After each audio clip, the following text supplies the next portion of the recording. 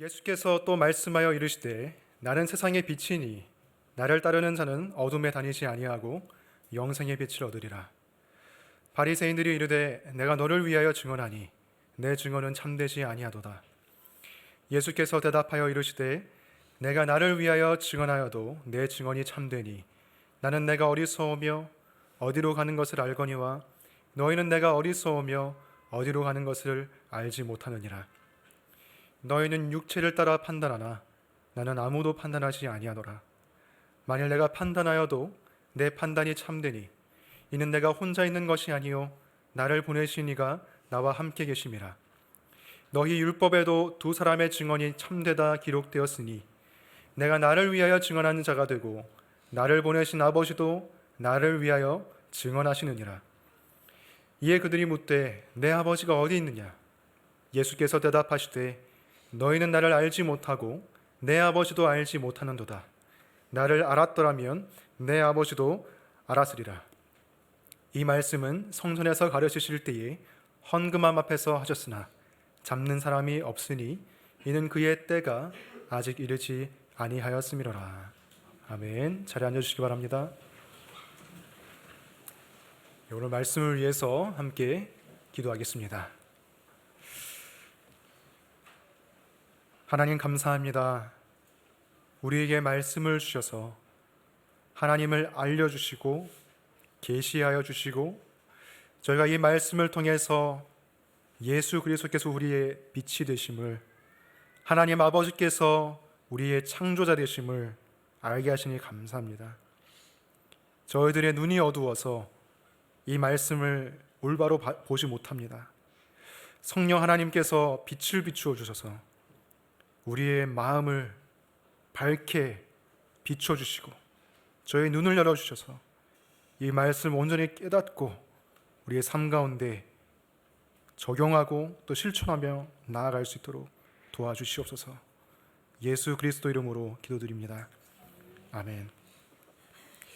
오늘 말씀에서 예수님께서 자신을 빛이라고 소개하십니다. 혹시 여러분 빛에 대해서 좀 관심을 가지고 공부해 보신 적이 있으십니까? 과학에 관심이 있는 분들은 아마 빛에 대해서 좀 공부를 해보셨을 것 같은데, 빛은 정말로 신비합니다. 빛은 이 세상에 존재하는 모든 것 중에서 가장 신비로워요. 우리가 흔히 빛이라고 생각할 때 이런 불빛, 형광등, 전등, 아니면 태양빛 이런 것들을 생각하죠.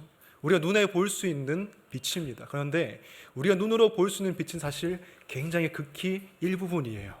가시광선이라는 눈으로 볼 수 있는 빛은 일부분이고 그 외에 아주 넓은 범위에 우리가 눈으로 보지 못하는, 인식하지 못하는 빛이 있어요. 예를 들면 엑스레이 같은 거는 우리 눈에 안 보이지만 엄연히 존재하는 빛이에요. 그래서 예수님께서도 빛이라고 하셨는데, 예수님께서 빛이라고 하실 때 그 빛은 우리 눈에 보이지 않는 영적인 빛을 말하는 것입니다. 그리고 빛은 정말로 신비한데요. 이것은 좀 과학적인 얘기이기 때문에 여러분 깊이 알 필요는 없고요. 모든 물질은 입자 아니면 파동 둘 중에 하나입니다. 입자이면서 파동일 수가 없어요. 근데 빛은 입자이면서 파동이에요. 두 개의 성질을 다 갖고 있습니다. 예수님이 어떠신가요? 예수님은 유일하게 두 가지 성격을 다 가지고 계세요. 인간의 인성과 하나님의 신성을 동시에 가지고 계신 분이 바로 예수님이십니다. 신비롭죠. 우리의 이성으로 다 이해할 수 없습니다. 마지막으로 빛은 절대성을 가지고 있습니다. 절대성. 항상 변하지 않아요. 모든 물질은 상황과 여건에 따라서 속도가 변하게 되어 있습니다. 그런데 빛은 어떤 상황에든지 절대적인 값을 가지고 있어요. 어떤 상황에서든지 절대적인 속도를 가지고 있어서 그 속도가 항상 일정하게 유지가 됩니다. 그래서 모든 것은 상대적이지만 빛은 절대적이에요. 마찬가지로 예수님께서도 절대적인 진리로서 존재하시고 모든 것은 변하고 또 사라지지만 예수님의 빛은 변하지 않고 사라지지 않는 절대적인 진리라는 것이죠. 이렇게 제가 말씀드린 여러 과학적인 사실들은 현대 과학이 발견한 것인데 사실 과학자들도 그 이유가 무엇인지를 알지 못해요. 다만 여러 가지 실험들을 통해서 그 현상을 발견했을 뿐이지 그 이유가 무엇인지는 밝혀내지 못합니다. 증명하지를 못해요. 빛은 아주 신비로워요. 마찬가지로 예수님의 존재도 너무나 신비롭습니다. 그가 하나님이신 것과 그가 태초에 계신 말씀인 것과 그가 빛이시라는 사실은 우리의 이성으로 증명해낼 수 없고 밝혀낼 수 없는 신비에 속하는 것이에요. 그래서 그것은 우리가 증명해내야 될 사실이 아니라 그 진리 앞에 우리는 순복하고 엎드려서 예배해야 될 것이지 우리가 분석해서 알 수 있는 그러한 것들은 아닙니다. 근데 오늘 말씀을 보면 자꾸만 이 예수님에게 대해서 자신을 증명해 보라고 요구하는 사람들이 있었어요. 예수님께서 나는 세상의 빛이다라고 말씀하셨을 때 그 말씀은 아주 깊고 또 넓은 차원의 의미를 가지고 있었는데요. 그런데 이 말씀을 처음 들었던 사람들, 예수님의 목소리를 처음 듣고 나는 세상의 빛이라는 그 음성을 들었던 그 현장에 있었던 사람들은 어떤 생각을 했을까요? 아마 그들은 예수님의 말씀을 들으면서 이사야 선지자의 말씀을 떠올렸을 거예요. 이사야 42장 5절 말씀을 보겠습니다. 나 여호와가 의로 너를 불렀은즉 내가 내 손을 잡아 너를 보호하며 너를 세워 백성의 언약과 이방의 빛이 되게 하리니. 하나님께서 자신의 종 여호와의 종에게 말씀하십니다.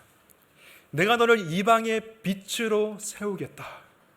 세상의 빛으로 세우겠다. 이 말은 곧 메시아에 대한 말씀입니다. 내가 메시아를 세워서 어둠 가운데 있는 이 백성을 구원하겠다는 말씀이에요. 이 구약 성경의 이사야 선지자의 이 말씀의 의미를 누가 가장 잘 알고 있었을까요? 바리새인들이 가장 잘 알고 있었겠죠. 그래서 바리새인들이 예수님께 묻습니다. 13절 말씀을 보시면 내가 너를 위하여 증언하니 내 증언은 참되지 아니하도다. 당신이 스스로 세상의 빛이라고 세상의 메시아라고 주장하는 자기 주장을 우리가 어떻게 믿을 수 있겠냐. 스스로 그렇게 주장해봤자 우리는 믿지 못한다. 증거를 가져와라. 증인을 데려와라. 그럼 내가 믿어주겠다 라고 말하는 것입니다. 여러분도 누가 갑자기 여러분 앞에 나타나서 내가 메시아야, 내가 세상의 빛이야 라고 말하면 좀 황당하겠죠. 증인을 데려와, 증거를 가져와 라고 말할 것입니다. 상식적이고 어떻게 보면 인간적인 반응이죠. 14절 말씀을 보시면 예수님의 경우에는 이것이 좀 다르다는 걸 알 수 있습니다. 예수께서 대답하여 이르시되 내가 나를 위하여 증언하여도 내 증언이 참되니 나는 내가 어디서 오며 어디로 가는 것을 알거니와 너희는 내가 어디서 오며 어디로 가는 것을 알지 못하느니라. 예수님께서 어디서부터 오셨고 또 어디로 가시는 분이십니까? 바로 하늘에서부터 오셨고 하늘로 다시 가시는 분이 예수님입니다. 즉 예수님은 세상에 속한 분이 아니라 하늘에 속하신 분이시고 곧 하나님이라시라는 것을 예수님께서 선언하시는 거예요. 그렇기 때문에 예수님께서는 내가 하늘에 속한 즉 하나님이기 때문에 내가 나에 대해서 세상의 빛이라고 주장하는 것은 근거가 없어도 참이다 라고 말하는 거예요. 15절 말씀 보시면 너희는 육체를 따라 판단하나 나는 아무도 판단하지 아니하노라. 너희는 나의 육체의 모습, 겉모습, 외양, 나의 출신, 배경 그런 것을 보고서 나를 판단하는구나. 하지만 나는 어떤 사람도 그러한 방식으로는 판단하지 않는다라고 예수님께서 말씀하시죠. 계속해서 16절부터 18절 말씀 보시면 만일 내가 판단하여도 내 판단이 참되니 이는 내가 혼자 있는 것이 아니요 나를 보내신 이가 나와 함께 계심이라. 너희 율법에도 두 사람의 증언이 참되다 기록되었으니 내가 나를 위하여 증언하는 자가 되고 나를 보내신 아버지도 나를 위하여 증언하시느니라. 봐라, 너희가 그렇게 아끼고 소중하게 연구하는 그 율법에서 두 사람의 증인이 있으면 그 사실이 참되다고 판결을 내리지 아니하냐. 봐라, 여기 두 증인이 있다. 첫 번째는 바로 내가 나에 대한 증인이고 두 번째는 나와 함께 하시는 나의 아버지 하나님께서 두 번째 증인이시다. 이렇게 두 증인이 있으니 나의 말은 참되다라고 예수님께서 말씀하시는 거예요. 그러니 바리새인들이 다시 묻습니다. 19절에 내 아버지가 어디 있느냐?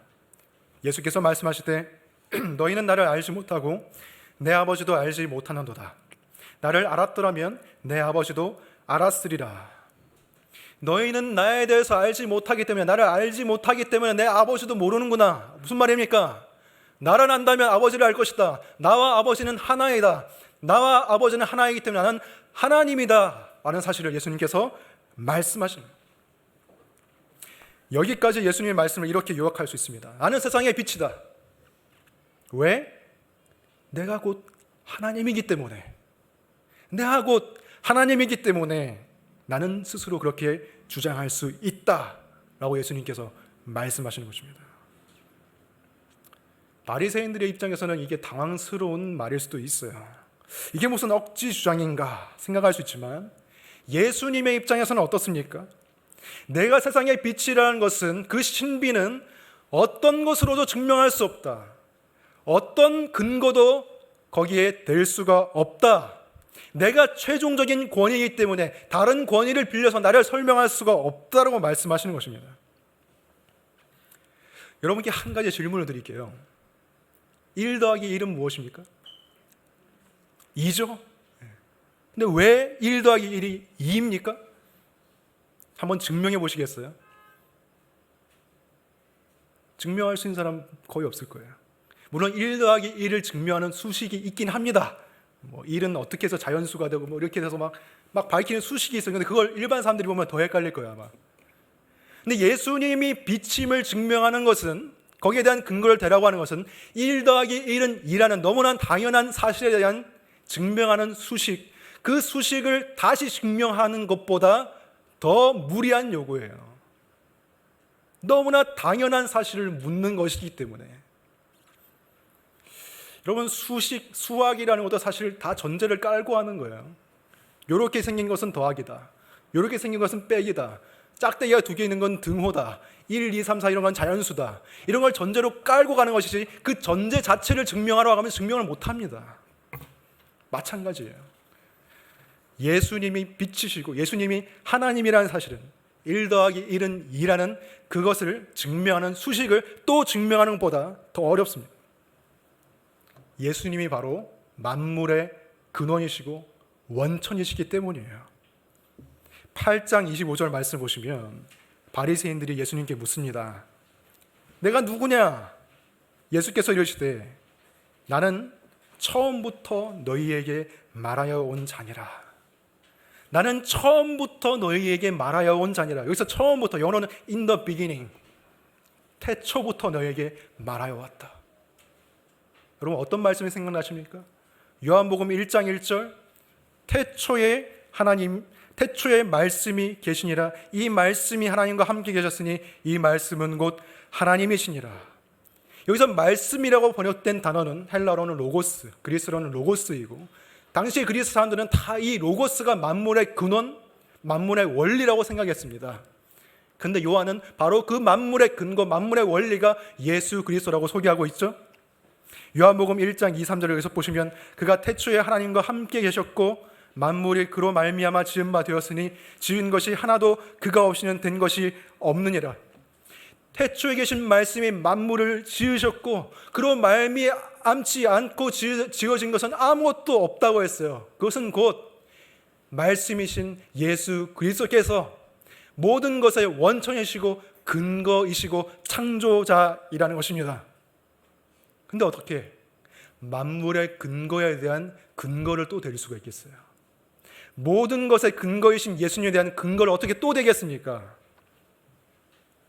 그래서 예수님께서는 14절에서 내가 나를 위하여 증언하여도 내 증언이 참되다라고 말씀하신 것입니다. 이것은 증명과 합리성과 이성의 문제가 아니라 믿음의 문제입니다. 여기에 나오는 바리새인들의 태도는 믿지 않는 사람들의 모습을 너무나 잘 보여줍니다.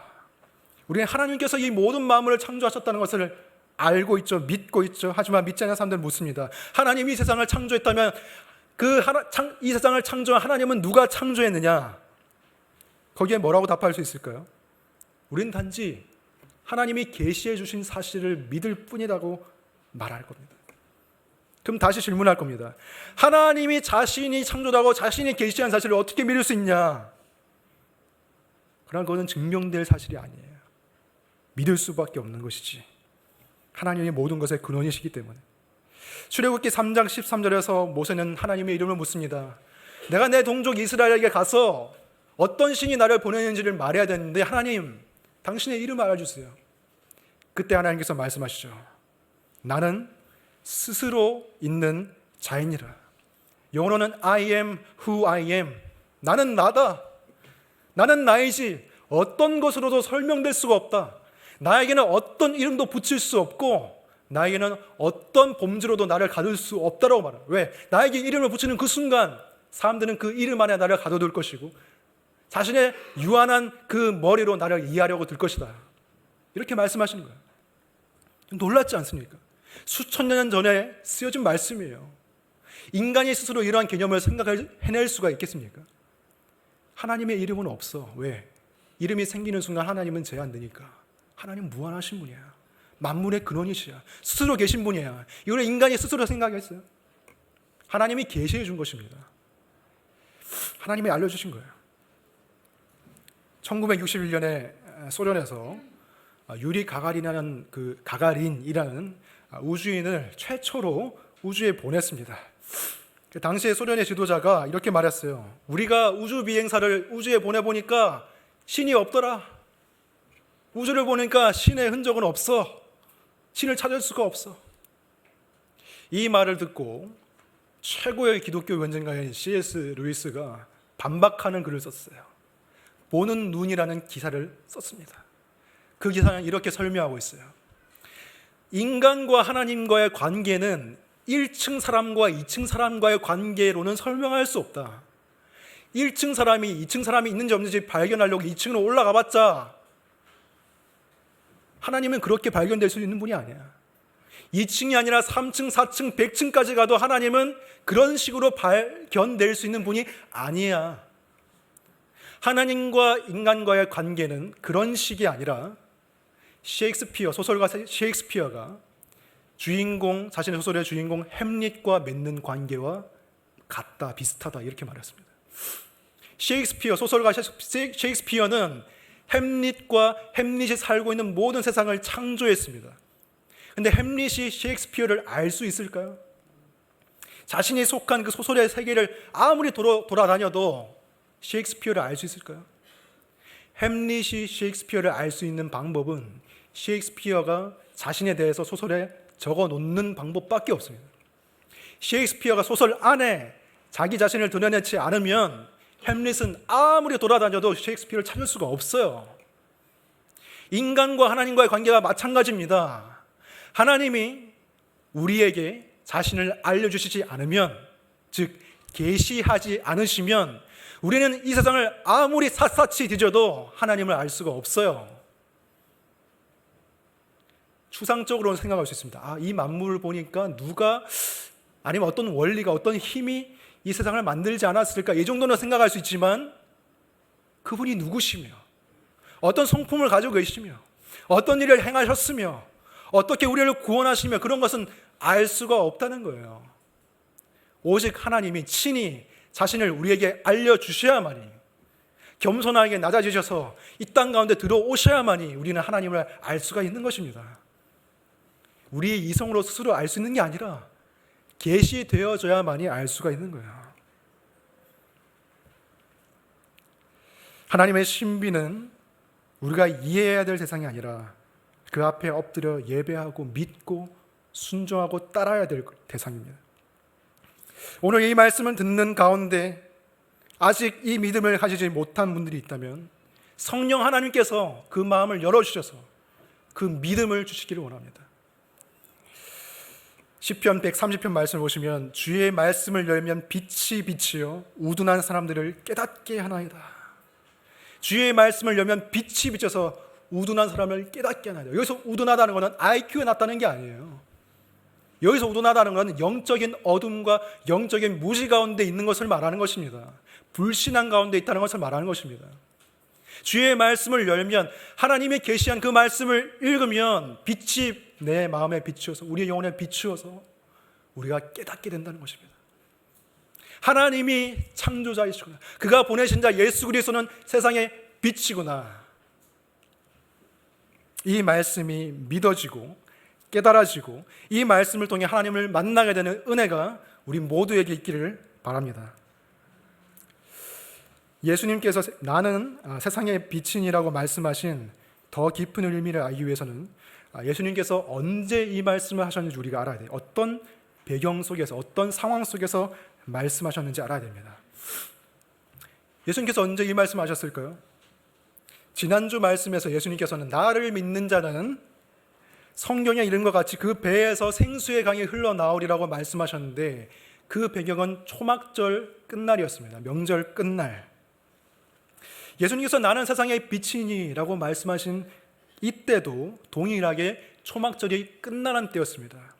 물론 그 사이에 다른 말씀이 들어가 있어요. 간음하다가 현장에서 잡힌 여자를 돌로 치료할 때, 사람들이 돌로 치료할 때 예수님께서 너희 가운데 죄 없는 자가 돌로 치라고 말씀하셨죠. 그 유명한 말씀이 안에 그 사이에 끼워져 있습니다. 그런데 여러분이 성경책을 보시면은 7장 53절부터 8장 11절까지 그 이야기가 큰 괄호로 묶여져 있는 것을 발견할 수가 있어요. 이것은 큰 괄호로 묶여져 있다는 것은 원래는 성경에 없었을 가능성이 큰데 후대에 성경에 삽입됐다, 이것을 말해주는 것입니다. 오래된 성경 사본에는 없는 이야기인데 후대에 첨가됐다는 것을 말해주는 거예요. 그래서 우리는 이 말씀을 소유하지 않기로 정했습니다. 그래서 이 말씀을 덜어내고 나면은 초막절 끝날 말씀하신 그 두 가지 말씀이 이어져요. 그래서 예수님께서 나는 세상의 빛이니라고 말씀하신 그 말씀은 초막절 끝날에 하신 이야기입니다.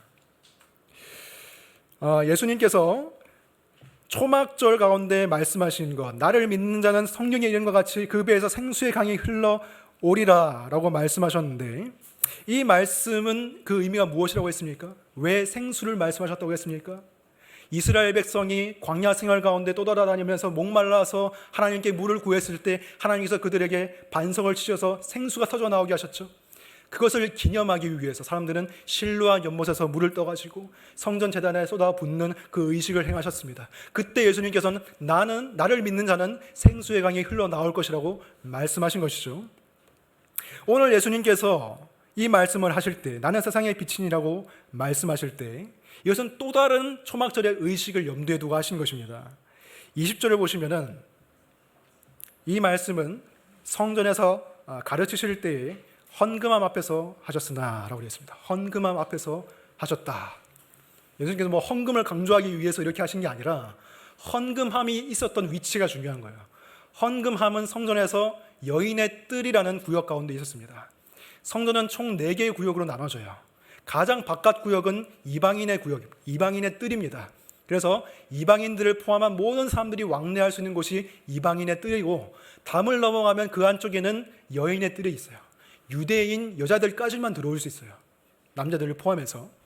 더 안쪽 구역은 이스라엘인의 뜰, 유대인 남자들만 들어갈 수 있는 구역이고 더 안쪽으로 들어가면 제사장의 뜰, 즉 성소를 의미하죠. 거기는 제사장들만 들어갈 수가 있는 구역입니다. 여인의 뜰에는 헌금함 13개가 있었어요. 헌금함은 어떤 나팔처럼 생긴 깔대가 위에 있어서 동전을 그 위에 넣으면 아래 상자에 담기는 그런 형태였습니다. 여러분들이 잘 아시는 과부가 2렙돈을 헌금함에 넣은 그 사건도 여기에서 벌어진 거예요. 근데 헌금함만 있었던 게 아니라 그 여인의 뜰에는 4 귀퉁이에 커다란 4개의 등잔대가 세워져 있었습니다. 그 등잔대의 사람들은 초막절에 불을 환하게 밝혀서 밤에 성전이 환하게 비추도록 그렇게 했어요. 그래서 사람들이 그 불빛 아래에서 하나님을 찬양하고 춤을 추면서 하나님 오늘날 우리에게도 그 빛을 비추어 주옵소서, 오늘날 우리에게도 그 빛으로 우리를 인도하소서 이렇게 기도했습니다.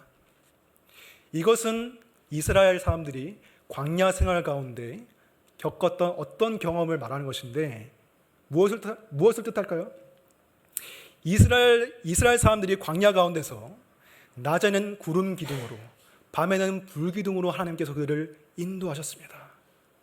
밤에 춥고 어두울 때 하나님께서 불기둥의 불빛을 쬐주시고 비추어 주셔서 이스라엘 사람들이 밤에도 행진할 수 있게, 밤에도 하나님의 인도하심을 받을 수 있게, 밤에도 안전하게 보호될 수 있게 하나님께서 불기둥의 불빛을 비추어 주신 것, 그것을 기념하기 위해서 등잔대에 불을 밝힌 거예요. 사람들이 초막절 끝날에 이제는 그 불빛을 꺼야 할 그때에 예수 그리스도께서 그 불빛 앞에 서셔서 나는 세상의 빛이니 나를 따르는 자는 어둠 속에 다니지 아니하고 생명의 빛을 얻을 것이라고 말씀하신 것입니다. 이 등잔대의 불은 언젠가는 꺼지고 너희들이 인도하지 못할 것이지만 나는 꺼지지 않는 생명의 빛이고 나는 절대적인 진리이다. 나를 따르라 라고 예수님께서 말씀하신 거예요. 예수님께서는 초막절의 두 가지 상징, 두 가지 이미지, 생수, 빛, 이 두 가지를 모두 성취하신 분이세요. 스가랴 14장 7절, 8절 말씀을 보시기 바랍니다.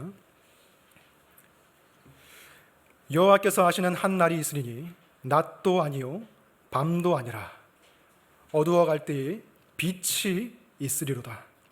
그날에 생수가 예루살렘에서 솟아나서 절반은 동해로 절반은 서해로 흐를 것이라. 여름에도 겨울에도 그러하리라. 여호와 하나님께서 하시는 한날에 예수님께서 예루살렘 성전에서 내가 곧 이 빛이고 내가 곧 이 생수라고 말씀하신 거예요. 이러한 배경을 기억하고 우리가 다시 12절 말씀을 보겠습니다. 이번에 한번 같이 읽어볼까요? 시작. 예수께서 또 말씀하여 이르시되 나는 세상의 빛이니 나를 따르는 자는 어둠에 다니지 아니하고 생명의 빛을 얻으리라. 아멘. 여기서 생명의 빛이 무엇입니까? 풀어서 말하면 생명을 주는 빛이고 우리의 어둠을 몰아내는 빛이고 즉 구원의 빛입니다. 다시 말하면 영생을 의미하는 거예요. 영생이 바로 생명의 빛입니다.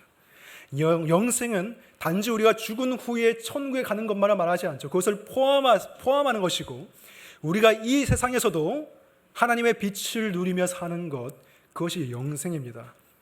요한복음 17장 3절 말씀 보시면 영생은 곧 유일하신 참 하나님과 그가 보내신 자 예수 그리스도를 아는 것입니다. 여기서 안다고 하는 것은 지식적인 이해가 아니라 하나님과 예수 그리스도와 인격적인 관계를 맺고 있는 것, 직접 그를 아는 것, 그와 사귀는 것, 그것을 아는 것이라고 표현하는 거예요. 영생은 지금 우리가 살아가고 있는 이 땅에서부터 새하늘과 새 땅이 오는 그날까지 하나님과 예수 그리스도를 알며 누리며 사는 것이 영생이에요. 그렇다면 우리가 이 세상에서 세상의 빛, 다시 말해서 영생을 누리는 길은 무엇인가? 어떻게 하면 영생을 누릴 수 있는가? 예수님께서 말씀하셨습니다. 나는 세상의 빛이니 나를 어떻게 하라고요? 나를 따르는 자는 생명의 빛을 얻고 누리려면 이스라엘 백성들이 광야 가운데서 빛을 따라갔던 것처럼 예수 그리스도를 따라가라, 나를 따르라 하고 말씀하시는 것입니다. 여러분은 예수님을 따르고 있습니까? 예수님을 진짜 진정으로 따르고 있습니까? 우리는 요한복음 6장에서 예수님을 따르는 두 부류의 사람을 보았습니다. 예수님을 진짜 따랐던 사람들과 예수님이 주려고 하는 다른 것을 따라다녔던 사람들.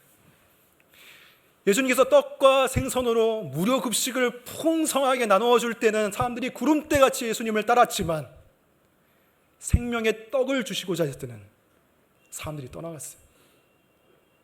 예수님의 다른 것을 보고는 사람들이 많이 몰려들었지만 예수님께서 자기 자신을 주려 할 때는 나를 먹고 나를 마시는 자는 생명을 얻을 것이라고 말씀하시는 그 말씀에는 사람들이 등을 돌리고 떠나버렸어요. 진짜 예수님을 따르는 게 무엇입니까? 요즘에는 따른다는 말의 의미도 많이 희석됐어요. 그래서 인스타그램, 페이스북, SNS 하시는 분은 알겠지만 거기서 팔로우가 있잖아요. 팔로우한다. 내가 좋아하는 어떤 연예인의 계정을 팔로우하면은, 따라가면은, 그 이후로는 그 연예인이 올리는 사진, 글 이런 것들이 계속 떠요. 그래서 팔로우하는 것이죠. 근데 팔로우하는 사람 중에서 그 연예인을 실제로 알고 있는 사람이 얼마나 될까요? 실제로 아는 사람이 얼마나 될까요? 얼마 없겠죠. 그리고 그 연예인이 인기를 잃어버리고 아름다움을 잃어버린 그때에도 그 사람을 계속해서 좋아해 줄 사람, 팔로우해 줄 사람은 거의 없어요. 근데 많은 사람들이 예수님을 그렇게 팔로우하고 따른다는 거예요. 그냥 SNS 계정에서 팔로우 누르는 것처럼 예수님을 따른다는 것입니다. 예수님이 아주 멋진 이렇게 감격되는 말씀을 하나 올리시면 좋아요만 누르지, 그 말씀을 진짜 따르려고는 하지 않는다는 거예요. 내 삶을 바쳐서 그 말씀에 순종하고자 하는 마음은 우리에게 없다는 것이에요. 좋아할 뿐이지 따르는 사람은 없다. 그것은 참 하나님과 그가 보내신 자 예수 그리스도를 아는 삶이 아닙니다. 영생을 누리는 삶이 아니에요. 불기둥이 있어도 저기 불기둥이 있구나 쳐다보기만 하는 것이지 따라가지는 않는 거예요. 말씀을 펼쳐 읽긴 하지만 보기만 하는 것이지 따르지는 않는 거예요. 가장 중요한 것은 물론 예수 그리스도의 죽으심과 부활을 믿는 것이죠. 하지만 진짜 믿는다면 그분을 따라갈 것입니다. 저를 포함해서 얼마나 많은 사람들이 이러한 말만 되풀이하고 있습니까? 저도 예수님을 따라야 한다는 것은 알죠. 하지만 이번 주도 그렇게 살지 못했네요. 그렇게 따라 산다는 것은 사실 현실적으로 어려운 일이죠. 그 말을 바꾸어서 말하면 저는 아무런 희생 없이 나의 편리함을 내놓는 아무런 수고 없이 예수님을 따르고 싶습니다. 나는 아무런 대가 없이 예수님을 따르고 싶습니다. 이렇게 말하는 것 같습니다. 많은 사람들이 컴퓨터와 스마트폰에 켜진 그 불빛은 따라가면서 이 말씀의 빛은 따라가지 않아요. 예수님의 빛은 따라가지 않아요. 주의 말씀은 내 발의 등이요 내 길의 빛이니이다. 솔직히 말해서 TV 10분만 끄면, 유튜브 영상 10분짜리 하나만 안 보면 성경 한두 장 읽을 수 있습니다. 조금만 더 우리가 시간을 내면 기도할 수 있습니다. 우리는 그러한 희생조차 안 하고 싶어요. 헛된 불빛만 따라다니다가 시간을 다 보내요. 우리가 말씀을 읽고 기도하는 그 시간만 내도 하나님께서 알려주세요. 나를 어떻게 따라와야 되고 어느 삶의 영역에서 우리가 순종해야 될 것인지 하나님이 알려주십니다. 우리는 따라가야 됩니다. 그것은 곧 말씀을 아는 것을 넘어선 말씀에 대한 순종을 의미하는 거예요. 그럼 우리가 어떻게 순종해야 되는가? 제가 주보에 미처 씻지는 못했지만 누가복음 18장을 보면은 부자 청년 이야기가 나옵니다. 부자 청년이 영생을 얻기 원했어요. 그래서 예수님께 찾아와서 묻습니다. 선한 선생님이요, 내가 어떤 선한 일을 하여야 영생을 얻겠습니까? 영생을 얻겠습니까? 물어봤어요. 생명의 빛이죠. 예수님께서 대답하셨어요. 계명들을 지켜라. 계명이 무엇입니까? 살인하지 말라, 도적질하지 말라, 간음하지 말라, 거짓말하지 말라, 부모를 공경해라. 청년이 대답합니다. 그것은 제가 어렸을 때부터 다 지켰습니다. 뭐가 더 부족합니까? 예수님께서 말씀하시죠. 가서 너가 가진 재산을 다 팔아서 가난한 사람들에게 나눠줘라. 그리고 나서 와서 나를 따르라 라고 말씀했어요. 나를 따르라. 그 전에 뭐 해라? 가난한 사람에게 네 소를 다 팔아라. 무슨 말입니까? 너의 소중한 것을 내놓을 준비를 해놓고 나를 따르라. 너가 정말 뺏기기 싫은 그것을 나를 위해 내놓을 준비를 하고 나를 따라라 라고 말씀하신 거예요. 예수님께서 말씀하셨습니다. 누구든지 나를 따라오려거든 자기를 부인하고 자기 십자가를 지고 나를 따라와라. 자기 부인과 희생, 이 두 가지가 없이는 예수님을 따를 수가 없습니다. 많은 사람들은 예수님, 나의 편안함, 나의 안락함은 건드리지 마시고 다른 것은 순종할게요 라고 말합니다. 얼마나 많은 사람들이 이 부자 청년과 같은 대답을 하고 있는지 몰라요. 살인하지 말라, 가늠하지 말라, 도적질하지 말라. 이건 내가 다 하고 있습니다. 뭐가 더 부족합니까? 다 하죠. 믿지 않는 사람도 다 합니다. 예수님을 모르는 사람들도 다 합니다. 왜? 지금 법체계가 발전되어 있고 도덕관념이 아주 발달되어 있기 때문에 풍요로운 세상 속에서는 그러한 질서들을 다 잘 지키죠. 불신자와 다른 게 뭐가 있습니까? 예수님을 따르는 사람과 따르지 않는 사람의 차이가 무엇입니까? 베드로는 말했어요. 너희 안에 있는 소망을 묻는 사람에게 대답할 것을 준비해라. 그런데 아무도 소망을 묻지 않아요. 왜? 같아 보이니까. 똑같은 것을 따라간다고 생각하니까. 누가 우리한테 소망을 물어보겠습니까? 사랑하는 사람들끼리도 어떤 희생도 하지 않으면 사랑이 증명되지 않아요. 예수님과 우리의 관계도 마찬가지입니다. 우리가 소중히 여기는 것을 내놓을 준비를 하지 않고서 하나님을 사랑한다고 따른다고 말하는 게 무슨 소용이 있겠습니까? 따르는 게 아니죠. 불빛을 쳐다보기만 할 뿐 따라가지는 않는 것입니다.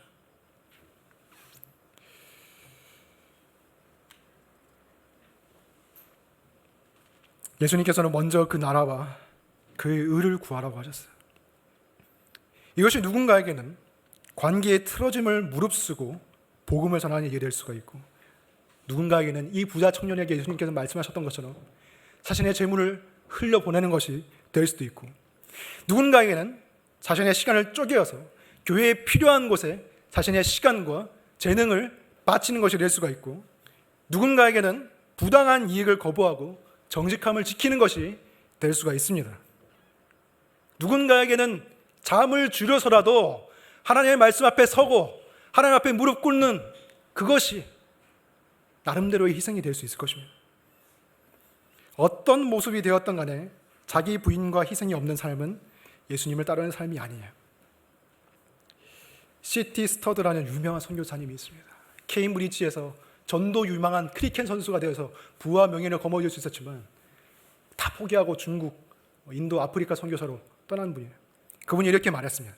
만일 예수 그리스도가 하나님이시고 나를 위해 죽으셨다면 내가 그분을 위해 하는 어떤 희생도 크다고 할 수가 없다. 만일 예수님이 하나님이시고 나를 위해 죽으셨다면 내가 그분을 위해서 하는 희생은 크다고 할 수가 없다. 우리가 하나님의 빛 앞에 서면, 하나님의 광채 앞에 서면 우리는 제대로 설 수가 없어요. 엎드려질 수밖에 없어요. 왜? 나의 더러움, 나의 연약함, 나의 이기심, 나의 세상적인 욕망, 이것들이 낱낱이 드러나기 때문에 하나님 앞에 부끄러워서 설 수가 없어요. 그래서 우리는 그 빛에 의해서 쫓겨나게 됩니다. 어디로? 어둠으로. 어두운 데 가서 슬피 울며 이를 갈리라.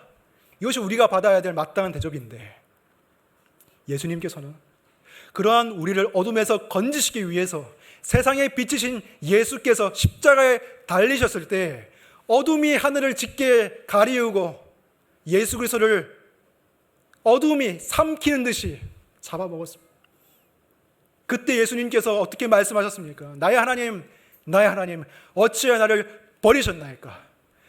우리가 어둠 속에 홀로 버려지는 것을 막으시기 위해서 그분은 우리 대신에 어둠 가운데 버림당하셨습니다.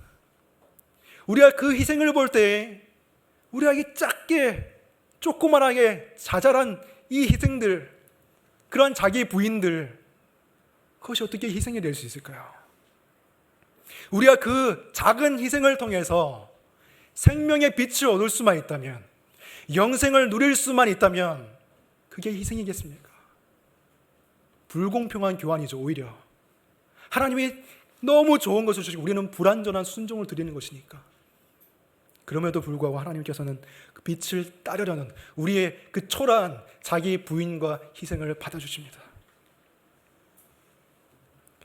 빛을 따라가시기 바랍니다.